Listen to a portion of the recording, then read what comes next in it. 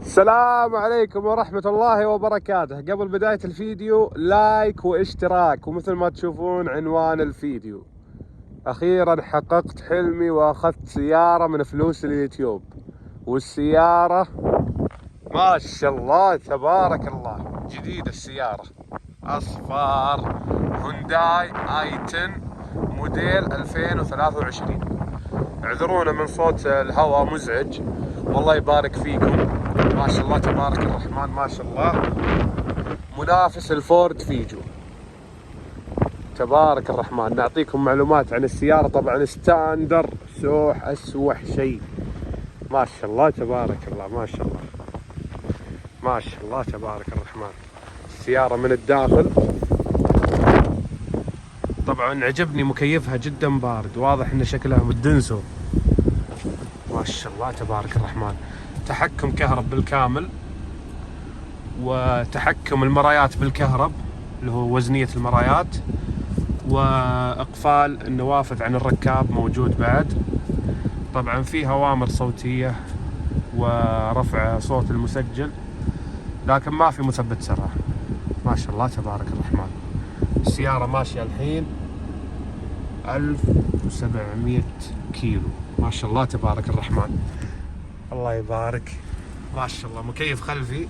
سيارة ممتازة جدا، لكن عيبها المراتب شوي. نفتح لكم الشنطة، شوي قاسية المراتب. طبعا يا جماعة السيارة ما شاء الله طبعا فيها سبير اكيد. يعني انت كصانع محتوى في اليوتيوب تقدر تاخذ سيارة بطريقتين: تاخذ سيارة ملك، وتاخذ سيارة اجار. مقلبتك يا ابوي، مقلبتك. السيارة اخذتها اجار يومين ب 332 ريال. لو سمحت لا تلغي الاشتراك ولا تعطيني ديسلايك لو سمحت، يعني مزحة ومقلب على السريع يعني.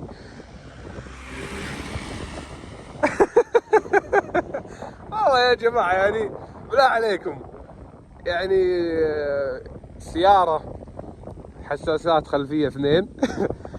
يعني السيارة استأجرناها يومين بس. يعني السيارة حنا في ينبع البحر قريب من المدينة المنورة، ما شاء الله تبارك. والله يا جماعة امزح معاكم، لا حد يزعل، يعني لا حد يقول ليش تكذب وليش. ما كذبت، يعني صحيح السيارة اخذتها جديدة، لكن يعني اجار. يعني انتم تشوفون قوة المشاهدات عشان اخذها ملك. نفتح لكم الكبوت نشوف ماكينتها. اتوقع 3 سلندر زي الكيا بيجاس. جربت الكيا بيجاس من قبل، اكيد 3 سلندر. نعطيكم معلومات الماكينة نطلعها من جوجل. حجم الماكينة 1200 سي سي، هذا حجم الماكينة 1200. ونعطيكم تسارع السيارة، فيها كشاف ضباب خلفي. يعني الانوار بالكامل هيلوجين. صرفية الوقود 18.1، ما شاء الله، ممتاز بلس جدا، يعني ممتاز. لكن السيارة انصحكم فيها الصراحة، فيها مانع انزلاق.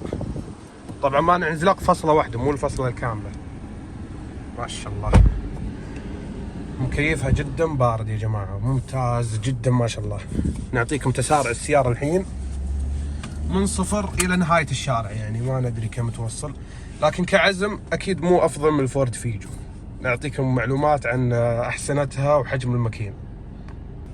الصراحة الماكينة هادية، فيها هدوء أكثر من الفورد فيجو. فشكلها 4 سلندر، بحثت طلع إن 4 سلندر. كنت أقدر أفك الغطاء حق الماكينة، لكن يعني مستعجل وعندنا طيارة. فالسيارة 4 سلندر 83 حصان، يعني أحسنتها أقل من 90 حصان. الفيجو 3 سلندر لكن محشورة، يعني حاطين أحسنة محشورة داخل الماكينة، 125 حصان أو 120 حصان. نعطيكم تسارع من 0 ل 100. نقول بسم الله، ما شاء الله.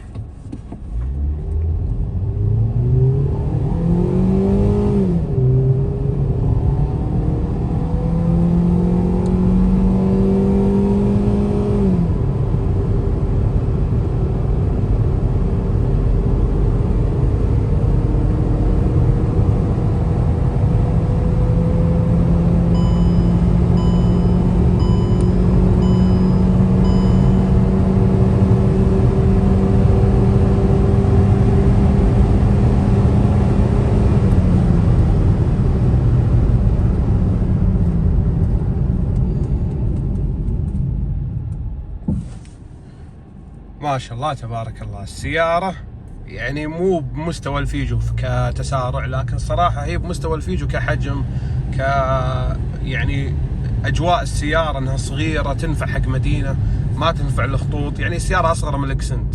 يعني احنا متعودين على الهونداي ان اصغر سيارة اكسنت، لا، اصغر سيارة الهونداي اي 10. ومو معروفة الهونداي اي 10، لكن بذا الموديل صارت معروفة، لان تدرون ارتفعت اسعار السيارات.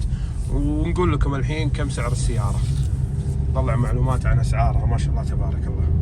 لكن صراحة ممتازة السيارة، ممتازة جدا ممتازة، يعني كاستخدام داخل المدينة. طبعا نسيت اسمعكم صوت الهارن، اكبر منها صوت الهارن. البوري صوتها اكبر من السيارة. ما شاء الله تبارك الله. السيارة من داخل طبعا حركات معارض السيارات ما يخلونها.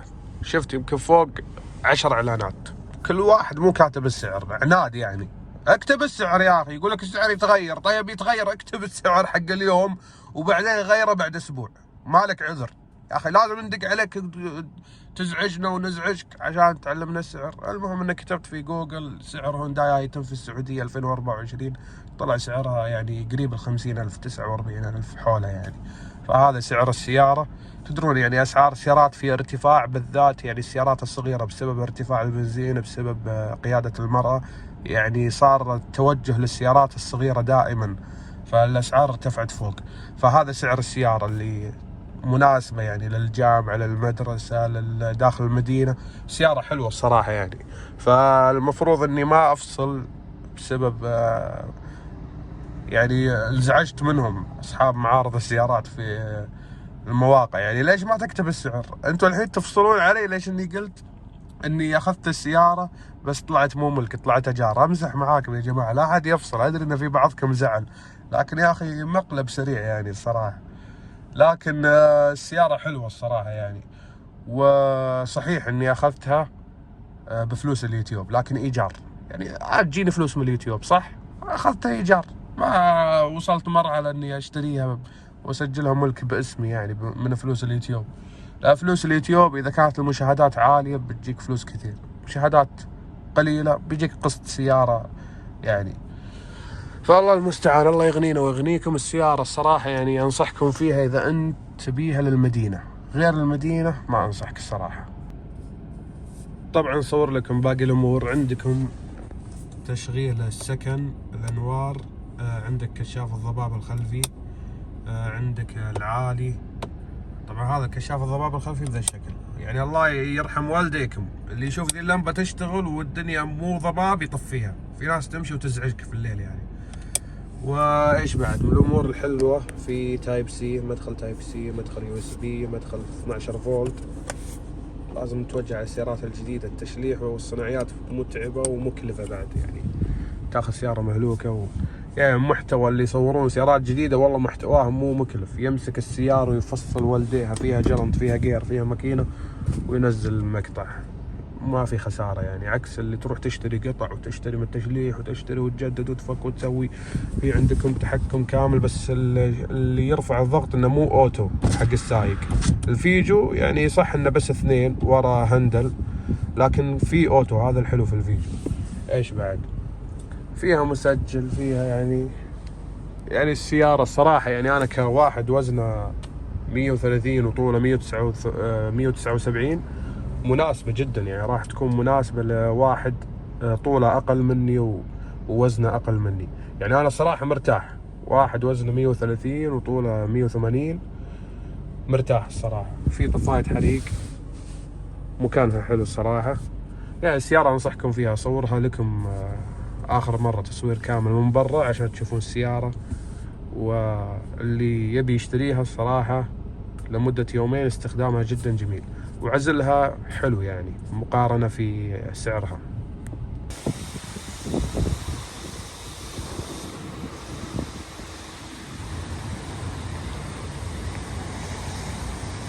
هذا الموديل شكله جميل ما شاء الله.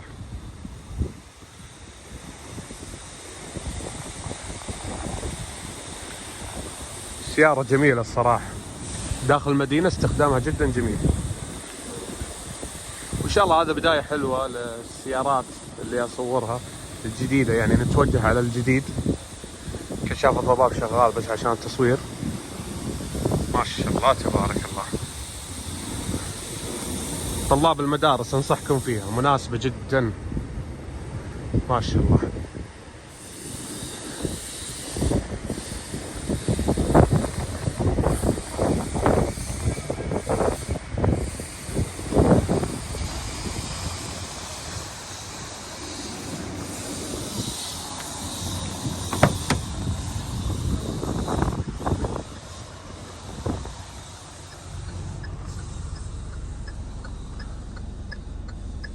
ما شاء الله. مدخل USB، مكيف تقدر تسكره وتفتح على المكيف الخلفي. ما شاء الله تبارك الله. تقريبا هذا كل شيء.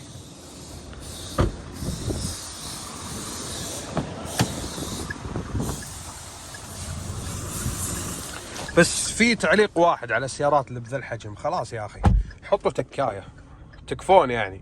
الفيجو ما فيها تكاية، الفيجو ما فيها تكاية، ذي ما فيها تكاية، ليش يعني؟ السماعات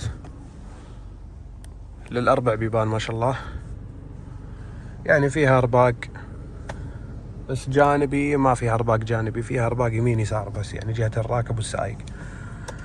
لكن السيارات ذي الحلو فيها يعني مكيف بارد، مسجل واضح، صوته عالي، هذا أهم شيء. هو اقتصاد، يعني السيارة مناسبة بشكل عام للي توه يسوق واللي عنده مدرسة واللي داخل مدينة. السيارة حلوة ومناسبة جدا يعني. وبس بذا الشكل انتهى المقطع. طبعا فيها بلوتوث، اللي يبي يسألنا فيها بلوتوث او لا، فيها بلوتوث واضح صراحة، جربتها ممتاز جدا. والريموت، الريموت مثل ما تشوفون في فتح شنطة، تضغط عليه مدة طويلة يفتح معاك، في فتح قفال بس. يعني ممتاز ان فيها ريموت. الفيجو الله يهديهم يعني مفتاح بدون ريموت، بس انا شريت لها ريموت بعدين يتبرمج على طول. وبس، السلام عليكم ورحمة الله وبركاته. واعذرونا على المقلب اللي مو عاجبكم، يعني اكيد انكم راح تفرحون اكثر ان السيارة تكون ملك لي، لكن مزح يعني، وان شاء الله الله يرزقنا باللي افضل منها ان شاء الله.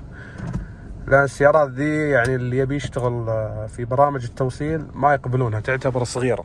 فاللي يبي يشتغل في برامج التوصيل فيها رزق الصراحة، اللي يعني عمره مقبول. خذ لك حجم اكبر اكسنت واشتغل منها، يعني تخلص امورك، طالب تدرس، وقت فراغك تشتغل في برامج التوصيل، تستفيد الصراحة. يعني أنا أتكلم عن تجربة يعني.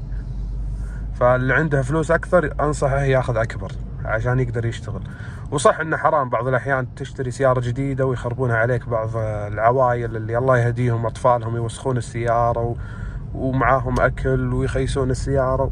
لكن إيش تسوي يعني؟ لازم تلبس السيارة وتجهزها إنك تشتغل عليها، منها تاخذ رزقك ومنها يعني تخلص أمورك. يعني حاول إنك تجتهد كدراسة وكعمل.